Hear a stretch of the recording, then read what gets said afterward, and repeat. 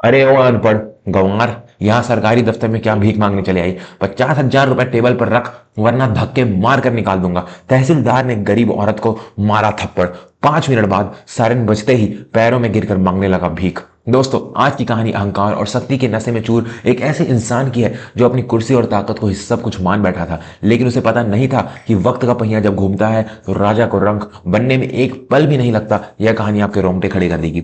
तेज धूप में जलती हुई दोपहर थी। सरकारी अस्पताल और तहसीलदार के बाहर गरीब ग्रामीणों की लंबी कतार लगी हुई थी। उसी भीड़ में एक साधारण सी सूती साड़ी पहने, सिर पर पल्लू ओढ़े एक महिला चुपचाप खड़ी थी। उसके चेहरे पर धूल थी और पैरों में साधारण सी हवाई चप्पल। उसे देखकर कोई नहीं कह सकता था कि यह महिला कौन है और कहां से आई है। अरे काका, थोड़ा खिसक जाओ, कब से खड़े हो? पैर नहीं दुखते क्या तुम्हारे? उस महिला ने लाइन में आगे खड़े एक बुजुर्ग से पूछा, जो अपनी लाठी के सहारे खड़े मुश्किल से खड़े थे। बुजुर्ग ने कांपती आवाज में जवाब दिया, बेटी क्या करें, बुढ़ापा पेंशन के कागज जमा करते हैं, 3 महीने से चक्कर काट रहा हूँ। यह बड़ा बाबू हर बार कुछ ना कुछ कमी निकाल कर भगा देता है। आज सुबह से भूखा प्यासा खड़ा हूँ कि शायद आज नंबर आ जाए। महिला की आंखों में एक अजीब सी चमक आ गई। उसने धीरे से कहा, चिंता मत करो काका, आज आपका काम जरूर होगा। भगवान के घर देर है अंधेर नहीं। तभी अंदर से एक चपरासी बाहर आ चिल्ला, अरे ओए भीड़ वालों, साहब का लंच टाइम हो गया है, अब कोई अंदर नहीं आएगा, सब बाहर मरो जाके।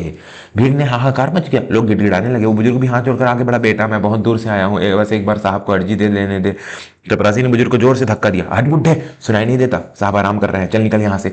बुजुर्ग लड़खड़ा कर गिरने ही वाला था कि उस साधारण दिख रही महिला ने उन्हें थाम लिया। उसकी आंखों में अब दया की जगह अंगारे दहक रहे थे। और सीधे उस चपरासी की आंखों में आंखें डालकर बोली, शर्म नहीं आती तुम लोगों को? एक बुजुर्ग के साथ ऐसा व्यवहार करते हो? यह जनता की सेवा का दफ्तर है या तुम्हारी जागीर? चपरासी हक्का बक्का रह गया। एक साधारण सी दिखने वाली औरत को इतनी हिम्मत? उसने अकड़ते हुए कहा, तू कौन होती है रे मुझे सिखाने वाली? जागीर नहीं समझ ले, यहाँ वही होता है जो तहसीलदार विक्रम सिंह चाहते हैं। ज्यादा नेतागिरी मत झाड़, वरना धक्के मारकर तुझे भी बाहर फेंकवा दूंगा। महिला ने कुछ नहीं कहा, बस एक गहरी सांस ली और भीड़ को चिरती हुई सीधे तहसीलदार के केबिन की ओर बढ़ गई। अरे ओए, कहाँ घुस रही है? चपरासी पीछे दौड़ा, लेकिन महिला ने दरवाजा खोल दिया। अंदर का नजारा ही कुछ और था। बाहर गरीब जनता धूप में तप रही थी और अंदर एसी की ठंडी हवा चल रही थी। तहसीलदार विक्रम सिंह अपनी कुर्सी पर बैठे पैर रखे अपनी कुर्सी पर पैर रखे काजू बादाम खाते हुए फोन पर किसी से हंस हंस कर बातें कर रहा था। महिला को अंदर आते देख विक्रम सिंह ने फोन काटा और गुस्से से लाल होकर चिल्लाया, यह क्या बदतमीजी है? बिना पूछे अंदर कैसे आ गई? दिखती नहीं मैं बिजी हूँ। महिला शांत से में बोली, साहब बाहर सैकड़ों लोग धूप में खड़े हैं, वो काका 3 महीने से पेंशन के लिए भटक रहे हैं और आप यहाँ एसी में बैठकर आराम फरमा रहे हैं, या यही हर्ज है आपका?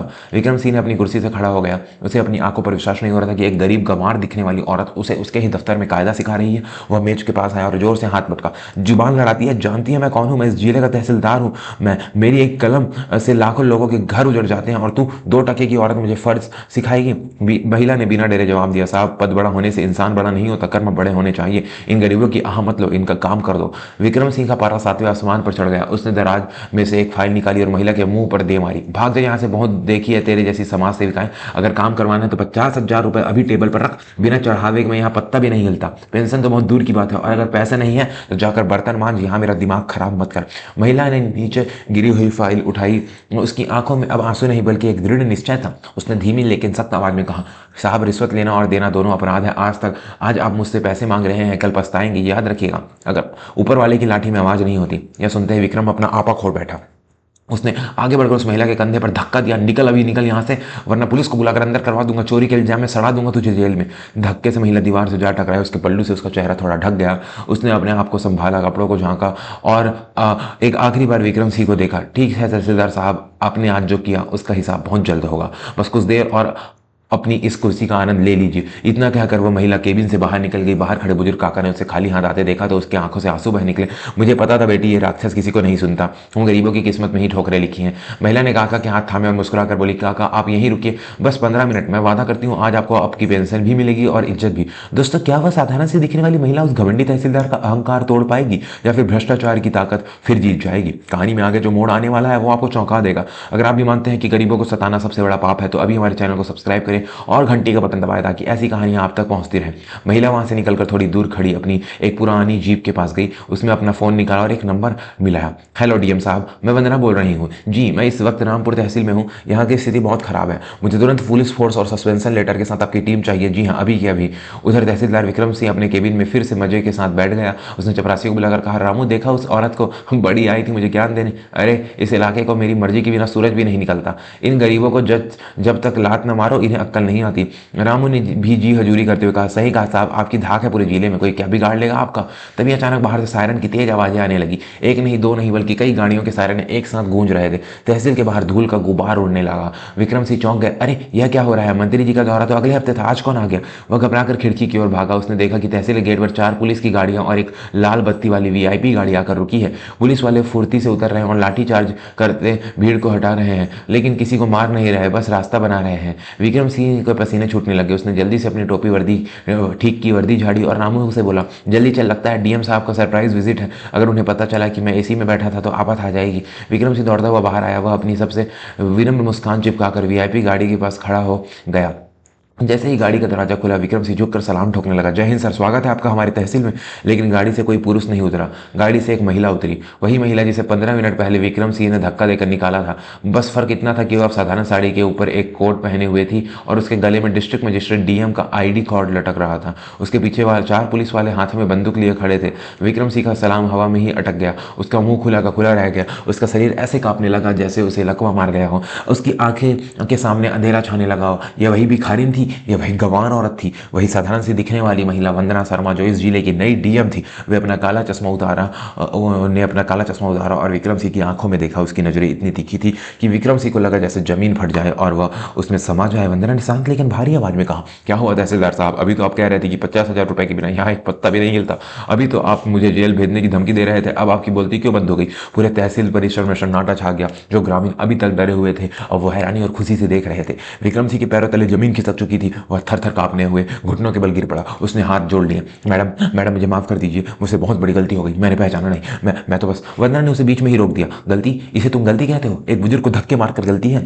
मारना गलती है? रिश्वत मांगना गलती है? एक महिला पर हाथ उठाना गलती है? नहीं विक्रम सिंह, यह गलती नहीं, यह अपराध है। और एक लोक सेवक होकर जनता का शोषण करना सबसे बड़ा पाप है। वंदना ने पीछे खड़े पुलिस अधिकारी को इशारा किया, इंस्पेक्टर अभी के अभी इसे गिरफ्तार कीजिए। इस पर रिश्वतखोरी, मारपीट और सरकारी काम में बाधा डालने का केस दर्ज होगा। और हाँ, इसकी जितनी भी काली कमाई की संपत्तियां हैं सबकी जांच के आदेश मैं आज जारी कर रही हूँ। पुलिस वालों ने तुरंत विक्रम सिंह को पकड़ लिया और हथकड़ी पहना दी। वह गिड़गिड़ाता रहा, रोता रहा, लेकिन आज उसकी सुनने वाला कोई नहीं था।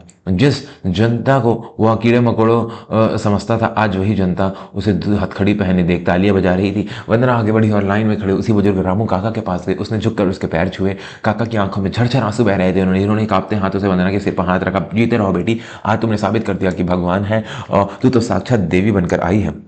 वंदना ने मुस्कुराते हुए कहा, काका यह मेरा फर्ज था। आज के बाद आपको यहाँ किसी बुजुर्ग को लाइन में लगने की जरूरत नहीं पड़ेगी। मैं अभी आदेश जारी करती हूँ कि बुजुर्गों की पेंशन उनके घर भिजवाई जाएगी। पूरा प्रांगण डीएम मैडम जिंदाबाद के नारे से गूंज उठा। विक्रम सिंह को पुलिस जीप में ठूस कर ले जा रही थी। उसकी अकल, उसका अकड़, उसका घमंड, उसकी रिश्वतखोरी की कमाई सब कुछ मिट्टी में मिल चुका था। उसे समझ आ गया था कि कुर्सी की ताकत जनता की सेवा के लिए होती है, रौब झाड़ने के लिए नहीं। उस दिन के बाद से उस तहसील की तस्वीर बदल गई। अब वहाँ कोई गरीब अपमानित नहीं होता। वंदना शर्मा ने तो न केवल एक भ्रष्ट अधिकारी को सबक सिखाया बल्कि सिस्टम पर लोगों का भरोसा भी वापस लाया। दोस्तों, कहानी अभी खत्म नहीं हुई है। इसके अंत में एक बहुत बड़ी सीख छिपी है जो आपके जीवन को बदल सकती है। लेकिन उससे पहले अगर आपको वंदना मैडम का इंसाफ पसंद आया तो वीडियो को लाइक जरूर करें और कमेंट में जय हिंद लिखना ना भूलें।